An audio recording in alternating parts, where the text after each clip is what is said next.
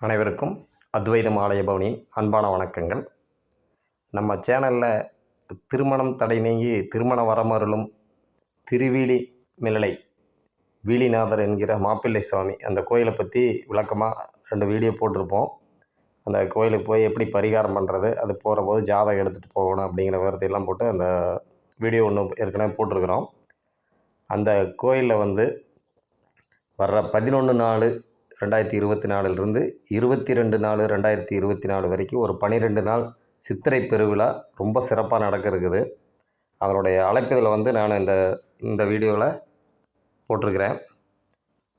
நம்ம இந்த ஒரு வருஷ அளவில் ஒரு 23 பேர் பக்கமாக இந்த கோயிலை பற்றி பார்த்துட்டு அந்த டீட்டெயில்ஸ் எல்லாம் கேட்டுட்டு அந்த கோயிலுக்கு போயிட்டு வந்துட்டு கேட்குற போது கன்ஃபார்மாக நடந்துருங்களா அப்படிங்கிறதெல்லாம் கேட்பாங்க.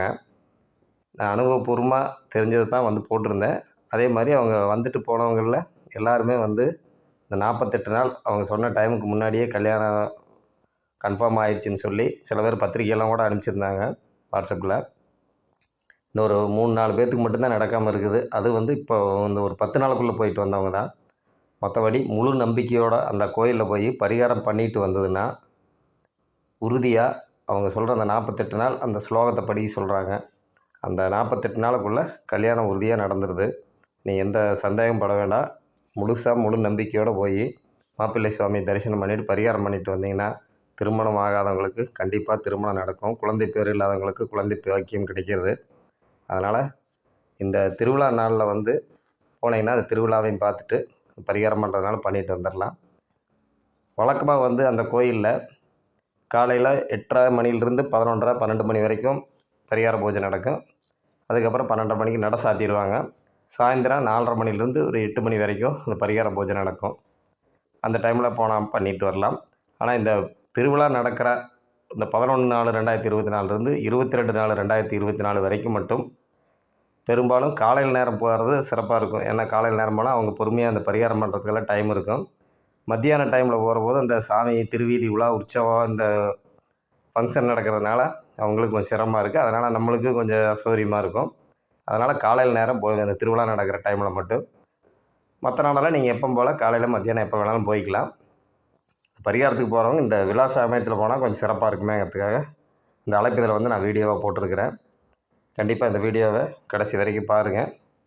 அழைப்புதலை முழுசாக படித்து பார்த்தீங்கன்னா தெரியும். ஒரு 10 நாள் உற்சவம் கொடியேற்றத்தோடு ஆரம்பித்து நடக்குது. அந்த உற்சவத்துக்கு கலந்துக்க முடிஞ்சவங்க போய் கலந்துக்கலாம். அதில் ஏதாவது விளக்கம் தேவைப்படுனாலும் என்னோடய நம்பர் கொடுத்துருக்குறேன், கூப்பிடுங்க. உங்களுக்கு அதுக்கு உண்டான விளக்கத்தை சொல்கிறேன். நீங்கள் அங்கே போய் ஒரு குருக்களை பார்த்து செய்கிறதுக்கு உண்டான ஏற்பாடு பண்ணுறதுனால ஃபோன் நம்பரை கொடுக்குறேன், நீங்கள் கான்டாக்ட் பண்ணுங்கள். இந்த வீடியோவை முழுசாக பார்த்துட்டு மற்றவங்களுக்கு ஷேர் பண்ணுங்கள், உபயோகமாக இருக்கும். இது வரைக்கும் நம்ம சேனலை சப்ஸ்கிரைப் பண்ணாதவங்க சப்ஸ்கிரைப் பண்ணி ஆதரவு தரும்படி கேட்டுக்கிறேன். நன்றி, வணக்கம். வாழ்க வளமுடன், வாழ்க நலமுடன். இந்த திருவீழிமிளை கோயிலை பற்றி ஏற்கனவே போட்ட வீடியோவை பற்றின லிங்க் டிஸ்கிரிப்ஷனில் கொடுத்துருக்குறேன். வேணால் அதில் பார்த்துக்கலாம். நன்றி.